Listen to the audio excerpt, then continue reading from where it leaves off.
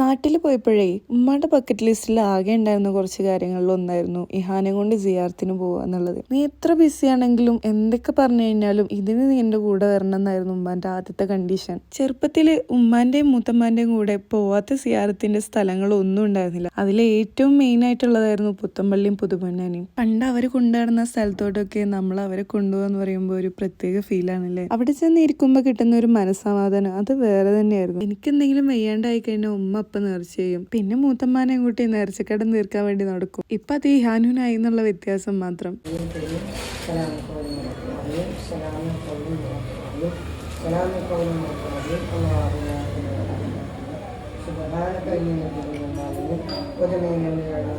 ഇഹാനാണെങ്കിൽ ഇതൊക്കെ ആദ്യം ആയതുകൊണ്ട് തന്നെ നാണം വന്നിട്ട് പാടില്ലായിരുന്നു.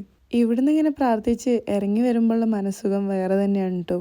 തലയിലുള്ള മൊത്തം ഭാരം അവിടെ ഇറക്കി വെച്ച് വന്ന പോലെ ഒരു ഫീലാണ്. ആദ്യം പുത്തമ്പള്ളിയിലോട്ട് പിന്നെ നേരെ പുതുമൊന്നാനിയിലോട്ട് എന്നുള്ളതായിരുന്നു കേട്ടോ പതിവ്. പുത്തമ്പള്ളിയിൽ പോവാന്ന് പറയുമ്പോൾ എന്നത്തെയും സന്തോഷം അവിടെ ഉണ്ടായിരുന്ന കളിപ്പാട്ടങ്ങളായിരുന്നു കേട്ടോ. അവിടെ കുറെ മാർക്കറ്റും കാര്യങ്ങളും ഉണ്ട്. അവിടെ പോയി കഴിഞ്ഞാൽ നമുക്ക് എന്തൊക്കെയാ മേടിക്കേണ്ടതെന്ന് പോലും ഒരു ഐഡിയ ഉണ്ടാവില്ല. അതേപോലെ പൊന്നാനി പോയ കടലിൽ കളിക്കുക എന്നുള്ളതായിരുന്നു ഏറ്റവും വലിയ സന്തോഷം. ഞാനന്ന് എക്സ്പീരിയൻസ് ചെയ്തിരുന്ന ആ കുഞ്ഞു കുഞ്ഞു സന്തോഷങ്ങളൊക്കെ ഇന്ന് ഹാനും എക്സ്പീരിയൻസ് ചെയ്ത് കാണുമ്പോൾ നല്ല സന്തോഷമായിരുന്നു കേട്ടോ എനിക്ക്. പൊന്നാനിയിലെ കടലിൽ എത്ര വലിയ തിര വന്നു കഴിഞ്ഞാലും കടലിന് തൊട്ടപ്പുറത്ത് കിടക്കുന്ന ഈ പള്ളി മാത്രം കടൽ കൊണ്ടുപോകില്ല എന്നുള്ളതാണ് കേട്ടോ ഇവിടുത്തെ വിശ്വാസം. ഇവിടുത്തെ ബീവിയുടെ ഖബറുള്ളതുകൊണ്ടാണ് കടൽ വരാത്തതെന്നുള്ളതാണ് വിശ്വാസം. ബീവിയുടെ അടുത്ത് പോയി പ്രാർത്ഥിച്ചു കഴിഞ്ഞു കഴിഞ്ഞാല് എല്ലാ സങ്കടങ്ങളും പോയി കിട്ടുന്നുള്ളതും വിശ്വാസം. എന്തെല്ലാം വിശ്വാസങ്ങളാണല്ലേ. നമ്മൾ മനസ്സിരുത്തി ഒന്നിൽ വിശ്വസിച്ച് കഴിഞ്ഞാല് ആ വിശ്വാസങ്ങൾ അങ്ങ് നടക്കും. നിന്റെ വിശ്വാസം നിന്നെ രക്ഷിക്കട്ടെ എന്ന് പറഞ്ഞ പോലെ. സിയാർത്തെല്ലാം കഴിഞ്ഞപ്പോൾ ഇഹാനും അതേമോളും കൂടെ കടലിൽ കളിയായി. ഞാൻ നൈസായിട്ട് കുറച്ച് ഫോട്ടോസൊക്കെ എടുത്തു. അതെല്ലാം കഴിഞ്ഞ് ഒരു വൈകുന്നേരത്തോടെ എടുത്തപ്പോൾ ഞങ്ങൾ ഫുഡൊക്കെ കഴിച്ച് വീട്ടിലോട്ട് തിരിച്ചു പോന്നു. പിറ്റേ ദിവസം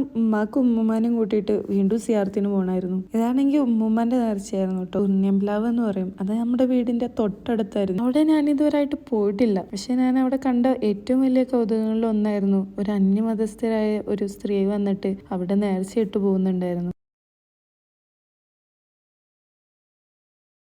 അപ്പോൾ ഇന്നത്തെ വിശേഷങ്ങൾ അത്രയ്ക്കുള്ളൂ guys. Bye bye, stay tuned.